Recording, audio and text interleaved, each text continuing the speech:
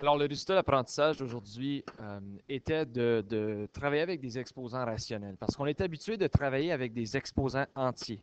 Donc, dans le sens qu'on voit, on comprend très bien qu'est-ce qui est 3 au carré. Mais des fois, on peut avoir quelque chose comme 3 exposants 1 huitième et ne pas être certain ce que ça veut dire en général. Donc, aujourd'hui, comme j'ai mentionné, hashtag, ça va être le fun, on a travaillé avec ces exposants-là.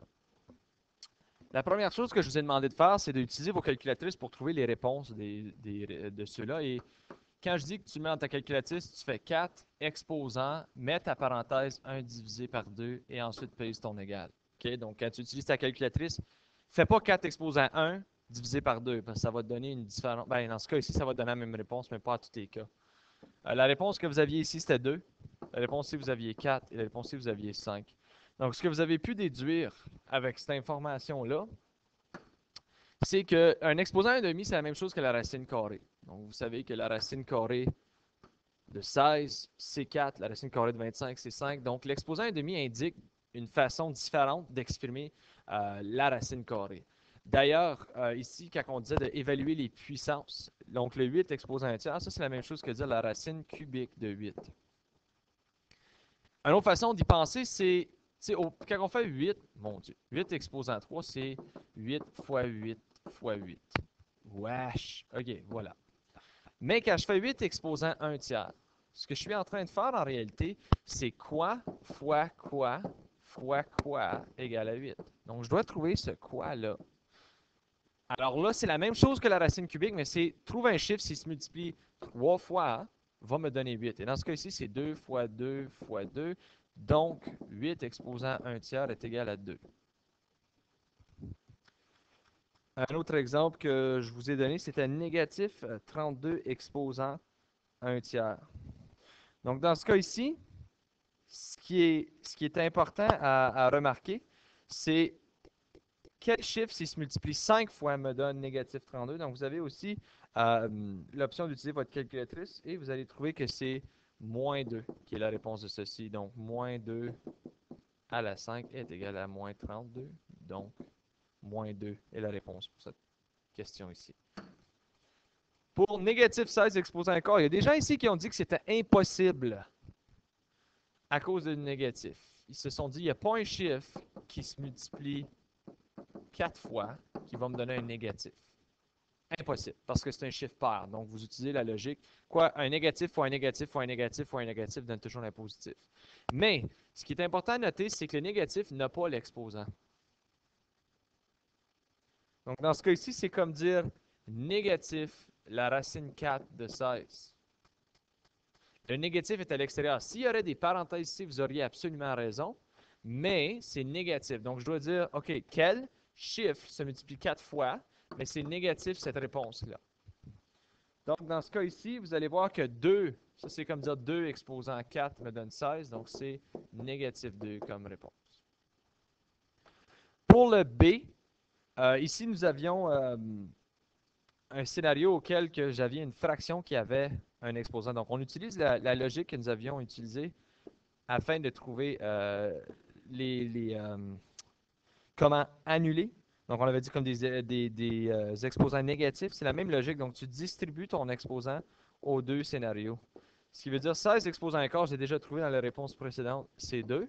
Sûr. Donc là, tu regardes 80 exposants un quart. Quel chiffre se multiplie 4 fois pour me donner 80? Ça va être 3. Donc, ta réponse est 2 tiers. Moins 27 exposant à moins 1 tiers. Donc, vous avez un exposant négatif, alors vous devriez savoir tout de suite, c'est le flip. C'est négatif 27 exposant 1 tiers. Alors, tu penses quel chiffre se multiplie 3 fois pour me donner 27? Ça va être 3, donc c'est 1 sur négatif 3, mais si vous voulez être propre, c'est négatif 1 tiers comme réponse. Maintenant, on arrive à une deuxième partie un petit peu spéciale. J'ai 8 exposants 2 tiers. Donc, 8 exposants 2 tiers, lorsqu'on regarde à ça, pour certains, c'est difficile à dire parce que là, c'est plus une racine cubique, c'est quel un chiffre qui me donne 8, là, c'est 2 sur 3. Et pour résoudre ces problèmes-ci, vous devez être capable d'utiliser la loi des exposants. Parce que si vous connaissez la loi des exposants, vous savez, si j'ai A exposant M fois N, c'est la même chose que A exposant N exposant M. N'est-ce pas? Donc, je multiplie mes deux exposants. Donc, 2 tiers est en principe une multiplication. 2 tiers, c'est la même chose que dire 1 tiers fois 2. Donc, tu dois le breaker up, si vous permettez l'expression anglaise, en cette forme ici. Donc, tu veux toujours avoir ton dénominateur ici parce que tu connais c'est quoi 8 exposant 1 tiers. Donc, tu sais que 8 exposant 1 tiers, c'est 2. Mais n'oublie pas, tu es encore exposant 2, ce qui veut dire que la réponse finale est 4 dans ce cas ici. Alors, la loi générale, si j'ai B exposant M sur N, c'est la même chose que dire B exposant 1 sur M, tout ça exposant M. Alors, voici quelques exemples qu'on a fait ensemble. Donc, je vais faire les deux avec vous. Donc, je sais que 81 exposant 5 quarts, c'est la même chose que dire 81 exposant 1 quart, tout ça exposant 5. Ce qui va donc ensuite me donner 81 exposant 1 quart, c'est la même chose que 3. Et tout ça exposant 5. Ça va donc ensuite me donner 243 comme réponse finale. Si j'ai 49 sur 81 exposant négatif 2 tiers, donc 3 demi, pardon. La première chose que tu devrais être en train de faire, c'est de regarder ceci. Négatif veut dire flip. Donc ça, c'est la même chose que dire 81 sur 49 exposant positif 3 demi. Suite à ça, c'est comme dire 81 exposant 3 demi sur 49 exposant 3 demi. On va l'apporter ici. Donc maintenant, je fais le break-up, comme vous permettez. Ça va être 81 exposant 1 demi, tout ça exposant 3, sur 49 exposant 1 demi, tout ça exposant 3.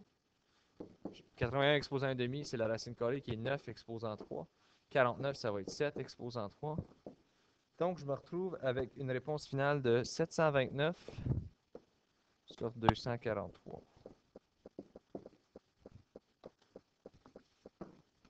Pour des exemples un peu plus difficiles, ici, vous devez utiliser non seulement les exposants rationnels, mais les lois des exposants.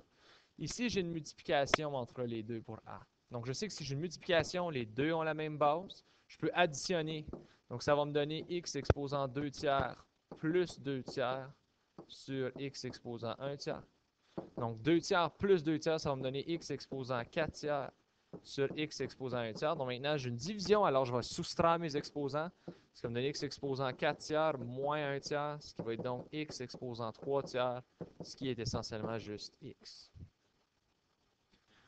De l'autre côté, j'ai y exposant 1 quart exposant 2 fois y exposant moins 1 tiers exposant 2. Donc, première chose que vous allez faire, c'est de distribuer votre exposant. Alors, ça veut dire une multiplication entre les deux. Ça va être donc y exposant 2 sur 4 fois y exposant moins 2 sur 3. Ça, c'est la même chose que dire y exposant 1 demi fois moins 2 tiers. Donc, maintenant, ce que je peux faire, c'est que je peux faire un dénominateur commun parce que, pardon, y, là, ils ont la même base, donc je peux additionner, ça va me donner y exposant 1 demi plus moins 2 tiers. Faire un dénominateur commun, donc fois 2 fois 2 fois 3 fois 3.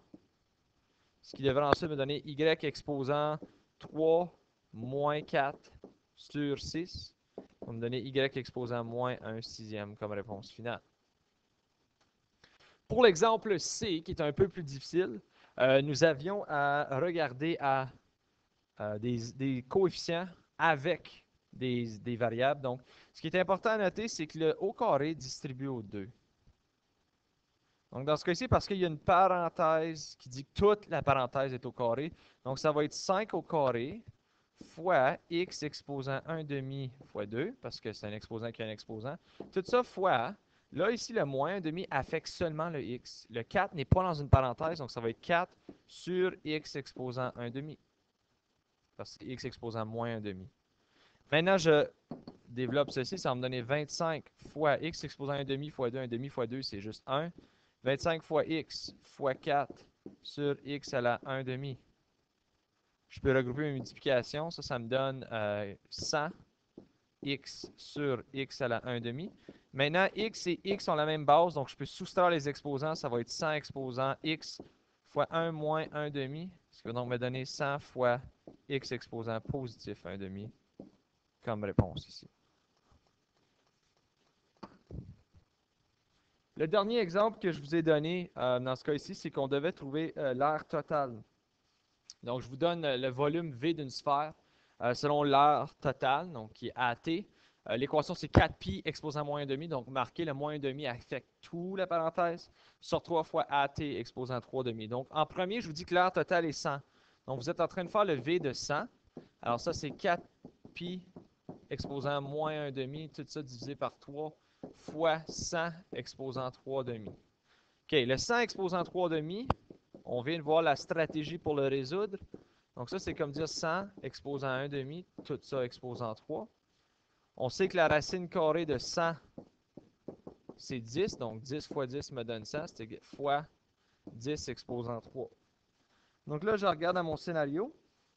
Je sais que 10 exposant 3, c'est 1000. Ceci, vous pouvez le calculer dans votre calculatrice. Okay? C'est pas évident.